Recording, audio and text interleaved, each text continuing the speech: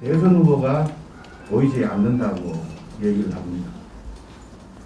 혹시 진 교수님 눈에는 야당의 대선 후보가 보이고 있습니까?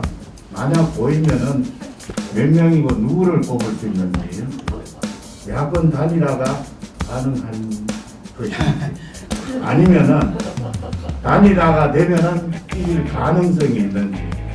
아유, 근데 그거는 제가 여러분들한테 질문해도 되지 않습니까? 솔직히 막 여러분 눈에 안 보이는데 제 눈에 보이겠습니까? 그러면 어떤 분이 가장 경쟁력이 있는지? 일단 본인이 원해야 될 것 같아요. 근데 제가 생각할 때는 저기 윤석열 검찰총장 같은 경우에는 무슨 수사 속도 조절을 한 거죠. 민주당 봐요. 대통령 말은 그거 아니다. 야, 너 놀랬어 저거. 야, 애들 막 그냥 간이 부었네. 그러니까 대통령이 그냥 핫빠진 거잖아요. 그때 정말 답답하셨습니까? 이게 나라냐? 이런 생각이 드셨습니까? 지금하고 비교했을 때, 이 대한민국 국민으로서 이념을 떠나서 우리는 사람들처럼 말했어요.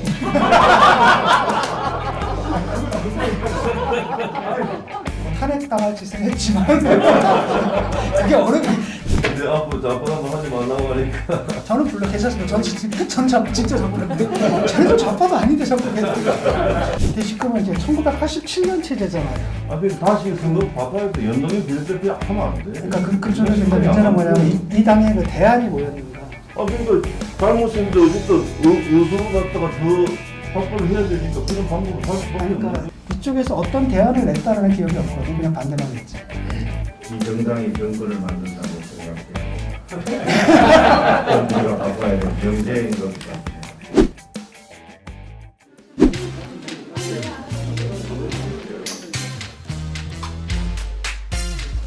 안녕하세요. 반갑습니다.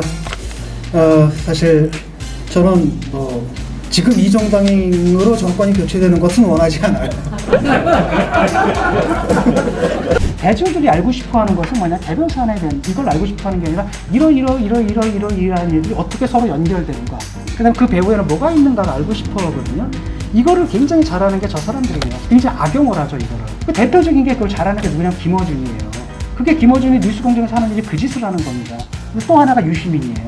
지금 제가 제일 화나는 게 자유주의 정당, 자유민주주의 정당의 정치 커뮤니케이션이 아니라 전체주의 정당의 선전선동. 오빠 처음에는 그냥 이러다가 이게 자꾸 반복되니까 보이잖아요 수가. 탁현민 수라는 게 뻔한 거 아닙니까? 제가 이제 놀란 건 뭐냐, 특히 민주당 의원들 보고서 놀란 건 초선들 애들 딱 보면 애들이 그냥 기본 개념이 없어요. 놀랐거든요. 그러니까 뭐랄까 무식하다 그래야 되나? 아시잖아요. 저 사람들 종북자파 아니거든요. 그 주제가 못 됩니다. 제가 볼 때는 그냥 잡것이에요. 또 하나가 요번에 그 윤희숙 의원 있잖아요. 다가갔잖아요. 그게 제가 볼 때는 올바른 설득 커뮤니케이션을 보거든요. 의원 책도 사실 제가 안 봤어요. 근데 왜냐하면 책 제목이 좌파 정책이더라고요. 제일 결정적인 타가가 뭐냐면 무상급식제였어요. 무상급식. 이 바보 같은 짓을 한 겁니다. 그때 무상급식하면 나라 망한다 그랬죠. 나라 망했습니까? 아무것도 아닌 걸 가지고 그 난리를 친 겁니다. 댓글 좀 읽어보는데 저도 칭찬하는 댓글 좋아하거든요. 아무리 칭찬하는 댓글이다 하더라도 역시 진중권 좌파 빨갱이 잡는다 뭐 이렇게 나오잖아요. 그럼 날 불쾌하게 해요. 막 하다가도 의욕이 떨어져요.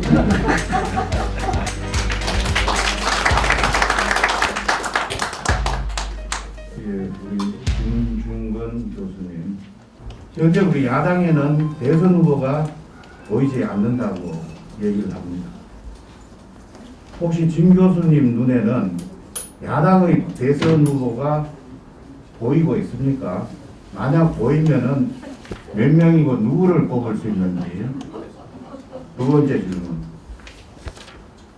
서울시장 보궐선거에서 현 상황으로 간다면 야권 단일화가 가능한 것인지, 아니면은 단일화가 되면은 이길 가능성이 있는지.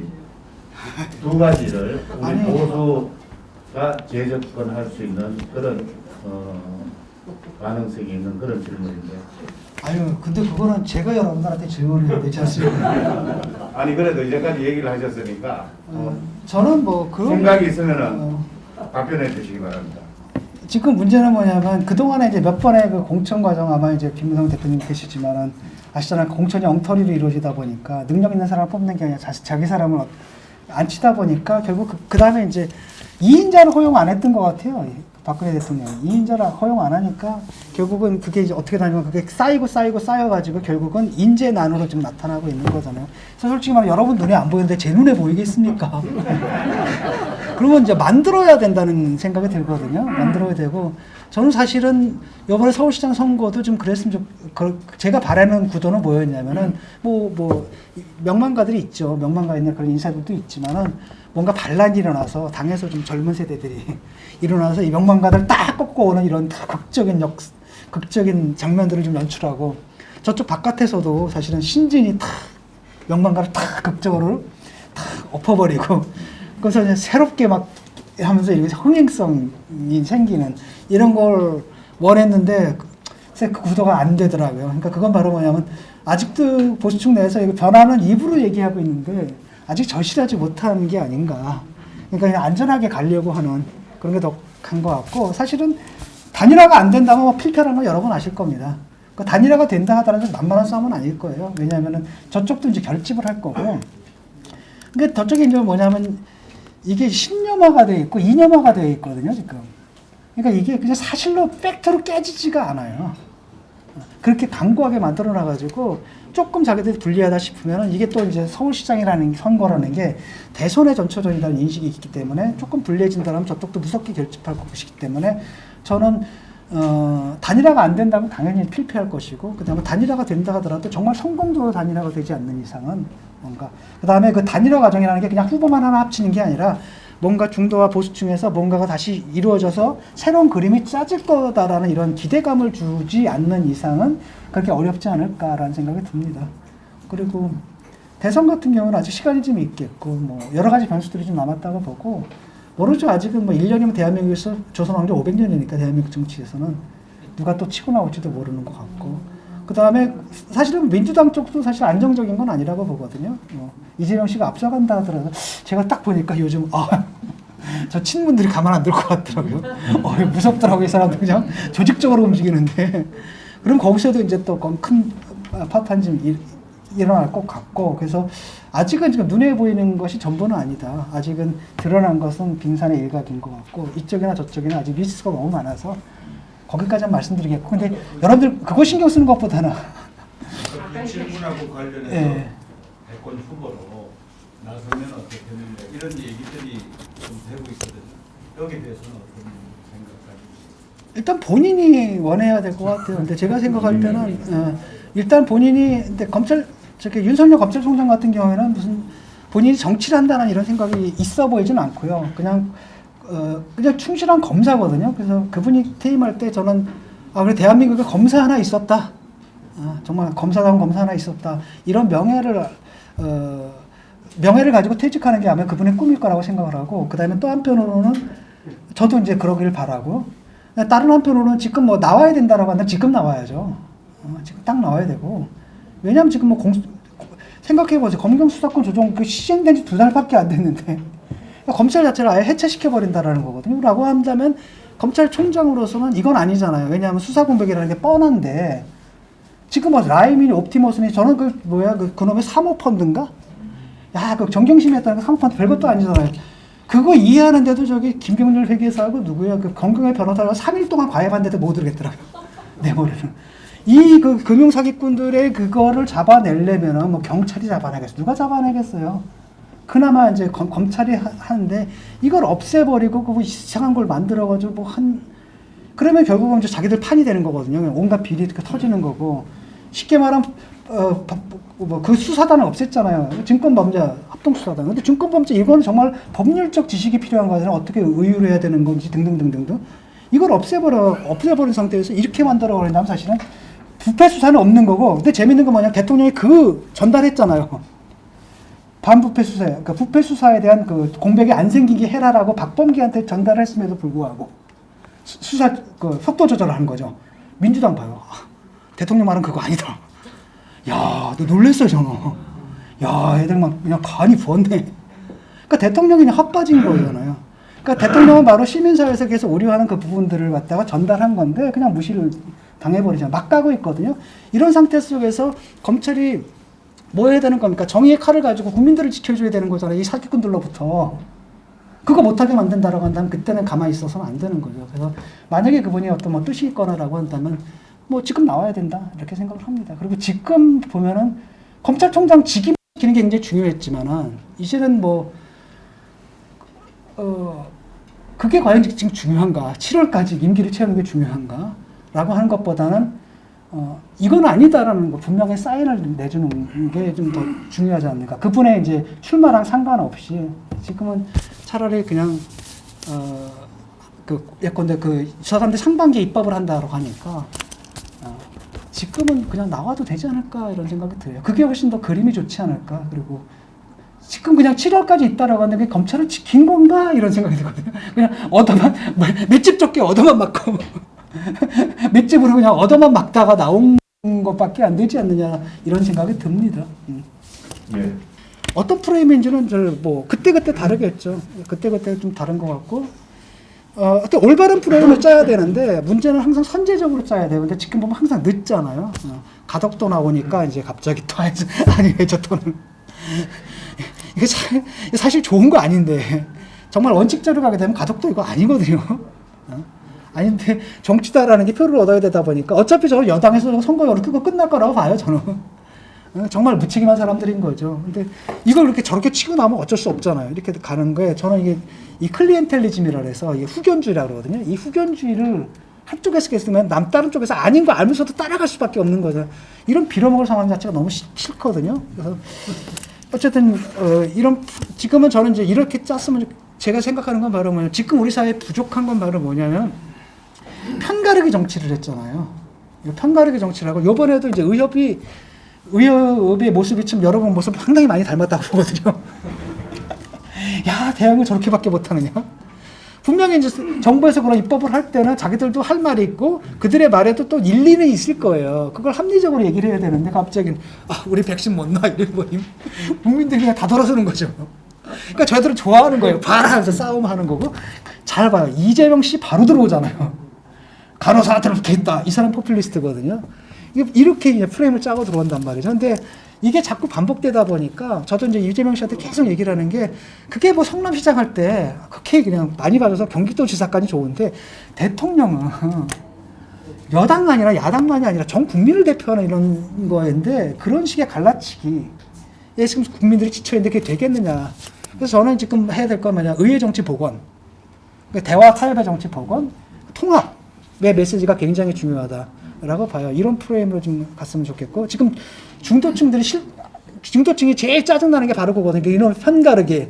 난 이쪽도 아니고 저쪽도 아닌데 왜 자꾸 나 편수라고 말해. 왜 날 자꾸 편을 세워. 그냥 나는 합리적인 쪽 편 할래. 이런 쪽이잖아요. 그래서 그런 그때 사안에 따라서 그 프레임은 그때 해야겠지만 지금 뭐 당장 맞는 프레임이 있는 건 아닌 것 같고요. 야권 후보 경쟁력 센 사람. 그거는 뭐 지금 그거는 저기로 나온 거죠. 여론으로 여론조사로 나왔는데 제가 뭐 얘기할 필요는 없는 것 같고 저는 좀 더 뭐 어쩔 수 없는 거지만 좀 더 아름다운 그림을 바랬어요. 오히려 이름 있는 분들이 양보를 하고 이름 있는 분들이 오히려 후원을 하고 이렇게 해가지고 신인들이 나와서 싸우는 모습들을 보고 그들이 토론하는 것들이 이슈가 되고 뭐 이렇게 그렇게 만들어나는 모습을 보고 싶었는데 조금 맥이 좀 빠진 부분이 있죠. 그때 정말 답답하셨습니까? 이게 나라냐 이런 생각이 드셨습니까? 지금하고 비교했을 때 보수 정부 9년과 지금 이 문재인 정권 4년을 비교하셨을 때 이 대한민국 국민으로서 이념을 따라서 사실은 그렇거든요. 제가 무슨 대안을 갖고 있거나 뭐 지금 당장에 이런 걸 하는 거 갖고 있는 것 같지 않고 제가 계속 얘기를 하지만은 지금 이거 장기적이고 전략적인 위기다. 이 상황이 요번에 한 번으로 끝이는 게 아니다라는 거잖아요. 이미 그 전에 4번의 선거를 졌거든요. 여기서 무슨 이상한 수를 써가지고 뭐 이긴다라는 건 저는 불가능하다고 봐요. 그렇기 때문에 그 대안도 장기적으로 가야 된다. 자꾸 눈앞에 선거만 매달리다 보면 결국 영원히 지게 된다는 생각이 들거든요. 그렇다면 이제 선거 부정론을 해가지고 현실 도피를 하게 되면 지지자들이 지금 왜냐면 좌절한 거예요. 좌절하기 때문에 이 문제를 해결하는 게 아니라 현실을 도피해버리는 거거든요. 이렇게 도피해버리게 되는 이런 사태가 영원히 반복될 거라고 좀 말씀드리고 답답했냐고 하면 이 정권이 훨씬 더 답답하죠. 왜냐하면은 그전에는 이제 제가 전 정권에서는 블랙리스트 4관왕이거든요. 블랙리스트 4관왕인데 그 다음에 이제 계좌도 털렸고 경찰 한 번 더 털리고 검찰한테 한 번 털리고 그 다음에 뭐 고소도 여러 번 당하고 등등등등. 근데 그때는 뭐냐면 원래 저런 사람들이야. 기대치가 별로 없었던 거예요. 그 다음에 이제 잘못한 건 본인들도 아니까 본인들도 이제 하면서도 좀 미안해하는 게 있잖아요. 일단 뻔뻔하긴 한 부분들이 있었지만 좀 미안하는 게 있었고 그래서 그냥 그런 거예요. 그냥 그런가 보다라고 했는데 이건 왜 답답하냐면은 옛날엔 그럴 때만 해도 이렇게 내가 탄압을 안 내도 지켜주는 사람들이 있었잖아요. 이들 때문에 견디는데 문제는 뭐냐면 지금 이 사람들이 그런 거예요. 이 사람들이 이러니까 무서운 거죠 이제는. 근데 옛날에 뭐 심영래 때도 그렇고 뭐 디올 때도 그렇고 제가 할 때도 어떤 지적인 이른바 그 지식인 그룹이 있었죠. 그 내에서는 내 말이 맞다라고 다들 인정해주고 언젠가 뭐 대중들도 이해할 거야라고 하는 그 이해되는 그룹이 있었잖아요. 그게 없어진 거예요. 이 사람들이 무서워진 거거든요. 그러다 보니까 이건 뭐 답답한 게 아니라 지금은 내가 답답한 정도로 얘기를 하지만 그때는 섬뜩했어요. 무서웠어요. 심지어는 제 글에다가 좋아요에 누르는 거 있잖아요. 그것도 눈치 봐서 못했다니까요. 사람들이. 어떤 배우가 컬럼에다 그 얘기 했었거든요. 좋아요도 무서워서 못 넣는다. 모 배우가 그 배우가 전화해가지고 그 배우란 말 좀 빼주세요. 왜냐면 거기다 좋아하는 사람 중에 배우는 나밖에 없거든요. 그게 불과 1년 전이에요. 무서웠던 거죠. 그러니까 왜냐하면 저 사람들은 그 짓을 하고도 왜냐하면 제일 무서운 게 확신을 가진 범죄자예요. 자기들이 그 짓을 하고도 옳다는 확신을 갖고 있거든요. 사명감을 가지고 그 짓을 하게 되면 이게 무서운 거죠. 그래서 저는 그 개인적으로 답답하면 그게 느끼는 거예요. 근데 이제 어느 쪽이 객관적으로 다 나쁘냐 이건 모르겠어요. 한 가지 양상으로는 아마 뭐랄까 부패하고 막 이런 것들 양상하고 그 다음에 그 부패 대처하는 이런 방식하고 이걸 개량을 해야 되는데 그거는 뭐 입장에 따라 좀 달라질 수가 있는 부분이고 주관적으로는 좀 지금이 좀 답답하다고 생각을 하고요. 개헌 분권형 개헌 이런 것들은 저는 찬성하고요. 왜냐하면 가장 큰 문제가 검찰이 아니라고 보거든요. 검찰이 왜 정치화되느냐 간단합니다. 정치권이 이용하니까 그러는 거예요. 아니 손바닥을 마주치니 그런 거지. 항상 쥐들도 뭡니까 꼭 가면 검찰에 가서 고소고발부터 하잖아요 지들이. 그 다음 제일 먼저 뭡니까 엄격한 수사를 해달라고 그러잖아요. 그래서 밤새 검찰 개혁한 다음에 인권 수사를 하라고 그러다며 지들이 고소하면 엄격하게 봐주기 수사했다 그러고 난 이해가 안 가거든요 그게. 그러니까 가장 큰 문제는 뭐냐면 대통령 권한이 너무 커요. 대통령이 권한이 너무 크기 때문에 거기에 대한 거기서만 이제 벌어지는 문제라고 보거든요. 그래서 검찰이 무슨 집단은 이기주의가 있어가지고 난 그렇게 보지는 않거든요. 지금 그런 건 아니고 항상 권력과 무슨 관계가 있고 권력을 먼저 이용하려고 하니까 거기 따라 들어가는 부분들이 있었던 거죠. 그래서 저는 무소불위 권력이라고 그러는데 아니 무슨 무소불위 식물이 있어요? 아니 검찰총장 식물 만들어 놓고서 무소불위야? 인사권은 지들이 다 했잖아. 나 이해가 안 가는 거야. 근데 그래서 아니 그 무소불위의 권력 좀 보여줘라. 검찰이 어디서 무소불위를 하는지를 좀 보여줬으면 좋겠거든요. 말도 안 되는 소리들 좀 하고 있는 거죠. 그래서 저는 가장 중요한 것은 권력이 물론 검찰이 그럼 왜 막강한 권력을 갖게 됐느냐. 간단합니다. 해방때 경찰이 깽판을 쳤거든요. 경찰이 그래가지고 그거 견제하느라고 검찰한테 통제시켜주느라고 준 거잖아요. 그런 역사적 경험인데 이제 다시 또 경찰이 준다? 솔직히 말해서 서민의 입장에서는요. 인권 침해는 다 경찰이에요. 검사들이 고문합니까? 때립니까? 아니거든. 경찰들이 때리지. 요번에 그 살인죄 다 뒤집어 쓴 애들도 다 경찰에서 고문당한 거잖아요. 그렇게 된 거고 박범계는 유죄 판결 내린 거고 이렇게 된 거라는 거죠. 그래서 저는 가장 큰 문제는 전 세계에서 가장 막강한 권한을 가진 게 뭐예요? 대한민국 대통령이잖아요. 이러니까 불행해지는 겁니다.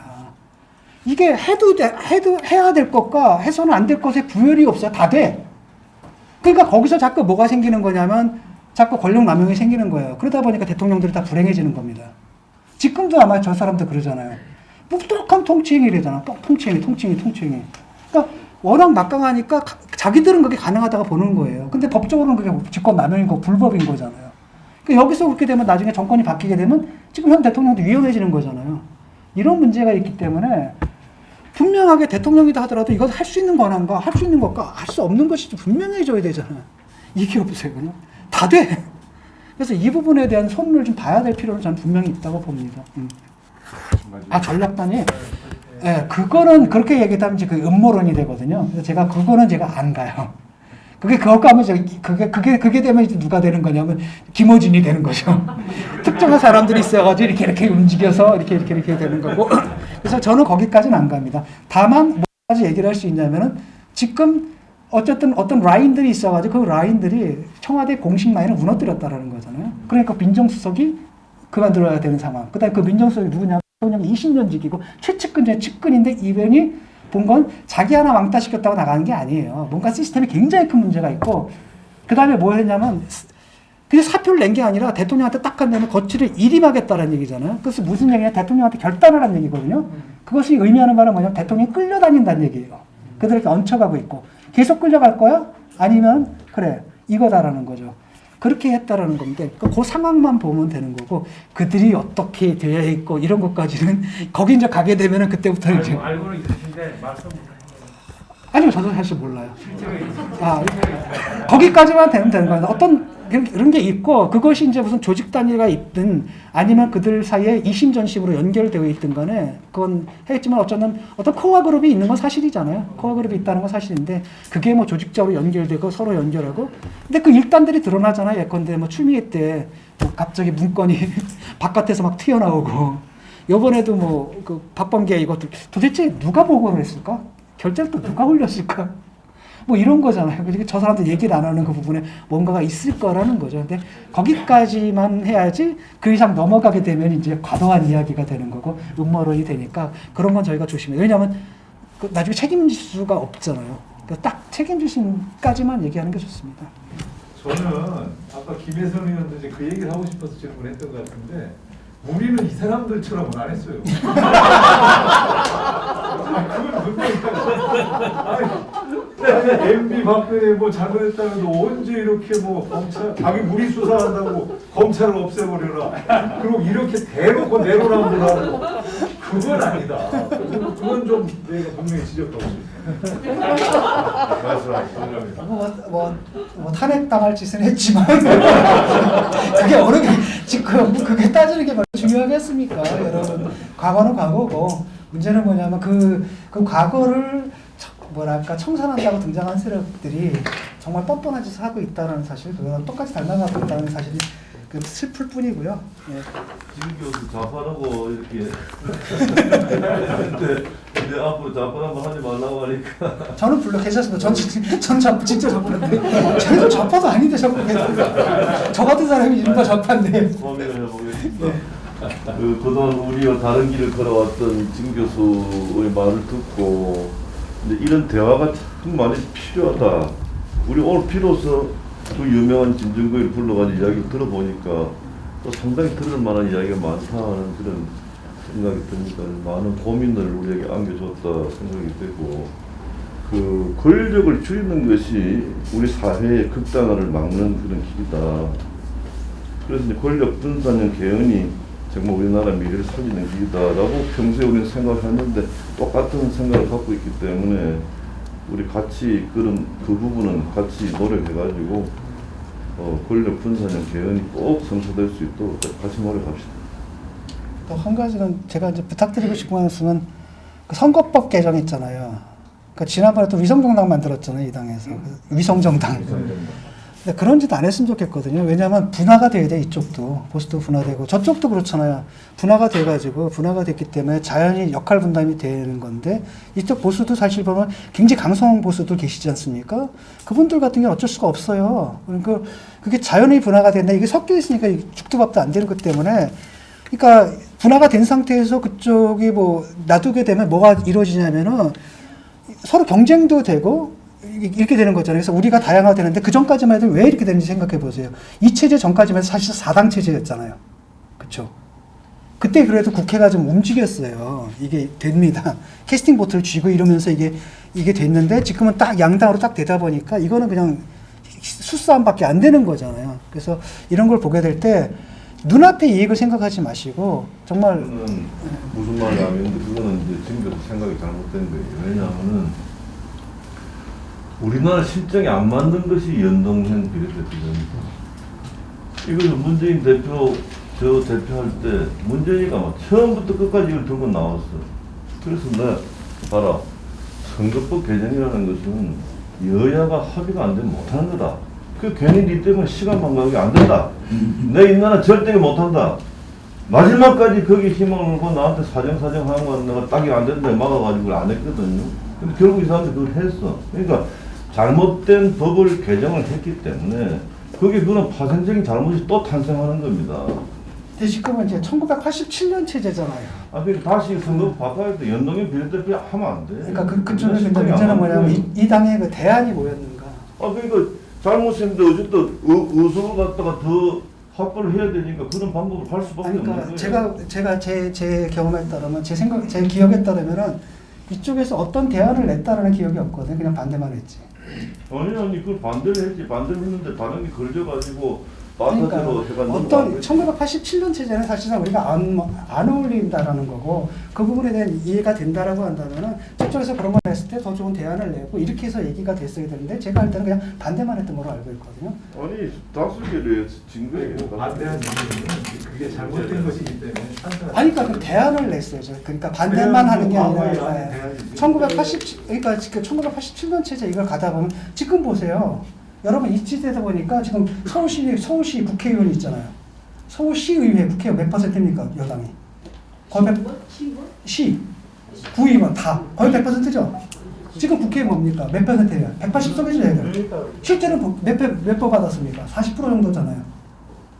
이게 말이 되는 겁니까? 우리가 이런 시스템이라는 41.5% 받고 그 차이가 좀 많이 이게 그러니까 여러분들도 당하는 겁니다. 그러니까 이거를 분산을 시켜야 되는 것이 지금 보세요. 전국의 지자체장은 거의 북한이에요 그냥 거의. 이가 통제가 됩니까? 의회가 다 장악됐는데 이 결국은 이건 사실 위헌적인 거거든요. 내 표가 사라져 버린 거예요.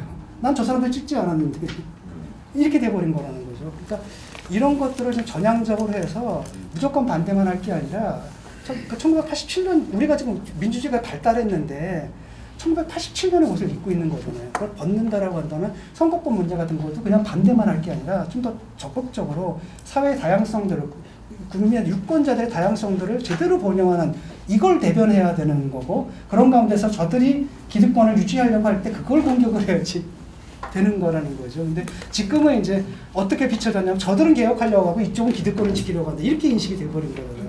매사가 그렇게 되니까 문제가 된다는 거죠. 그래서 저는 좀 더 적극적으로 가라. 좀 더 적극적으로 하라. 지금 봐라. 이게 유리하지도 않잖아. 이게 뭡니까? 180석이고. 무섭거든요. 그러니까 저 사람들이 뭐냐면 시스템 다 통과시킬 수 있으니까 이론적으로 다 통과시킬 수가 있는 거잖아요. 지금. 그러니까 입법을 그냥 무기로 휘두르는 겁니다. 이 입법이라는 게 사람들 눈치 안 봐도 통과될 수 있다는 자신이 있으니까 마구마구 그냥 쏟아내고 있다라는 거죠. 이런 사태가 벌어지는 거죠. 자, 죄송합니다. 주제를 넘었습니다, 제가. 아니요. 정말 그 우리 보수 정당에 대한 소리. 근데 이거 하나만은 좀 저희가 바꿔야 열심히 해서 우리 진중권 교수님의 생각을 바꾸도록 해야 되겠습니다. 이 정당이 정권을 만든다고 생각하지 않는다. 우리가 바꿔야 될 명제인 것 같습니다. 그리고 오늘 또 전략적, 전술적 측면에서 싸움의 기술 잘 들었습니다.